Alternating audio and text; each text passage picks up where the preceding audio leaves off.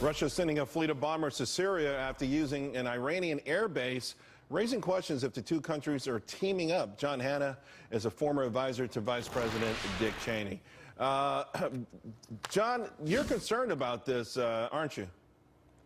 Yeah, no, I'm very concerned, Charles. My colleagues and me at the Foundation for Defense of Democracies have looked at this, and this has big strategic implications potentially for the United States. Not only does it give the Russians a new big tactical advantage in Syria in terms of the amount of firepower they're now going to be able to deliver against targets in Syria, but more importantly, it could begin to build a zone of immunity around Iran, a Russian zone of immunity, if it includes Russian planes and Russian advanced air defense systems. It will, in effect, take off the table the ability of the United States or Israel to take military action in the future against Iran, and in particular those Iranian nuclear sites. That's a great worry to me. John, I mean, the region is an eclectic mix of odd conundrums, if you will, with Turkey, Russia, Syria, Assad, Iran, Israel, the United States. It's an amazing mix where the enemy of my enemy can be my friend or my enemy. How do we sort it all out? Is this all happening, by the way, because of the vacuum of leadership currently in the White House?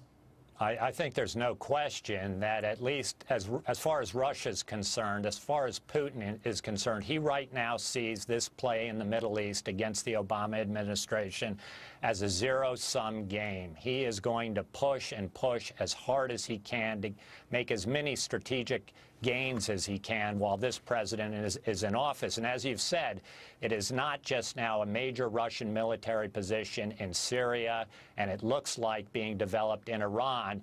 Putin has clearly got his eyes on pushing Turkey farther away from NATO and getting into Iraq as well, where, of course, we all now know the Iranians are the dominant power of influence inside of Iraq. That will give Putin potentially a military arc of influence from Iran through Iraq, through Turkey, through Syria, down to Lebanon, right on the Israeli border in the Mediterranean Ocean. Donald Trump says, as president, anyone who helps with the fight against ISIS would be an ally of ours. So how would that work if Iran is actually allowing Russia to ostensibly use their airspace and solidify their military relationship to kill ISIS, even though we know they're also killing Syrian rebels who are backed by America? How would this all work out?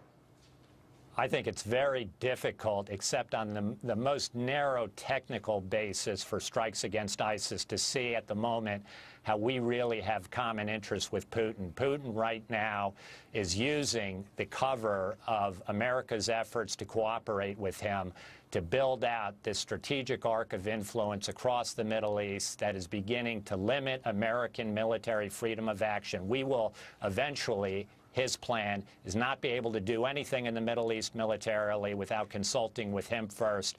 And you can believe our allies in the Persian Gulf, one of the most strategically important regions of the world, are now being encircled by Russian and Iranian military power.